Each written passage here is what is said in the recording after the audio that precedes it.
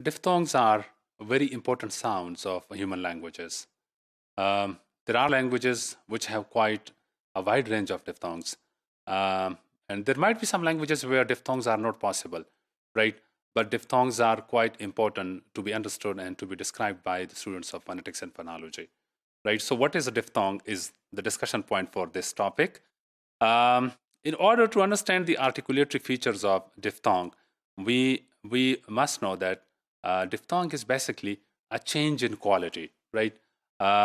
Diphthong is, as per its definition, it's the collection of two vowels, which is working as a single vowel, right? So that's a diphthong where two vowels are taking place together, right? And still it is one single phoneme.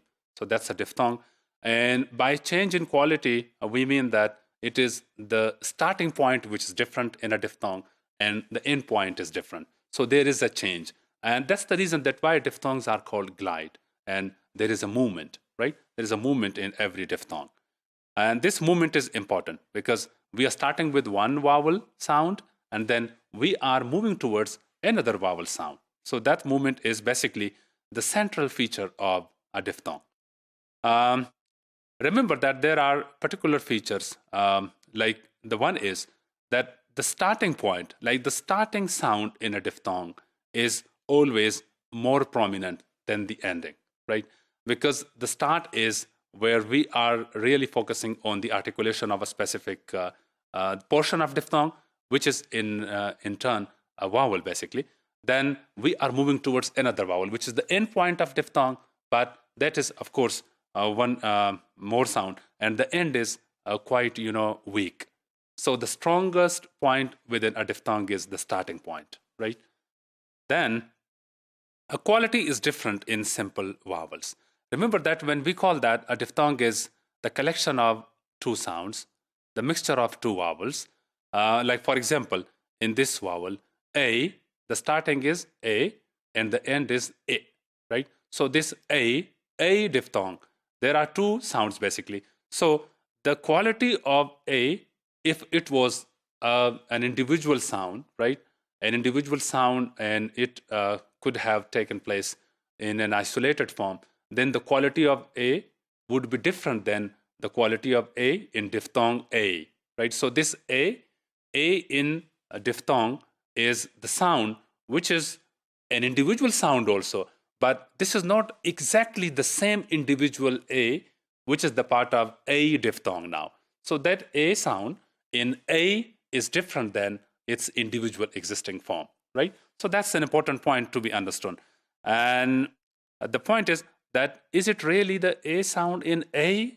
The A sound in A is different, right? So that's the point, because it is not completely articulated. It's not a complete pronunciation of the A sound, right, in A, right? And the quality is changed. The quality is changed because when it is taking place at a separate, isolated position, then it is different. It may be more, strong in its length, in its quality, and then it may be, longer in its, length, right? But it is different when it is taking place is the starting part of the diphthong. So that's the point, that the quality is different.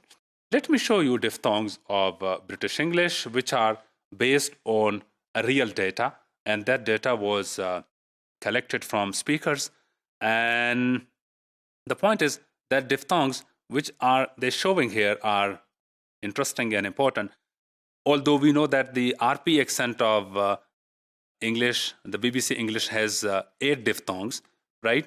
And here are given only 6. But since the data is taken from real, speakers, from actual speakers, so we are just analyzing it for the sake of the description of a diphthong.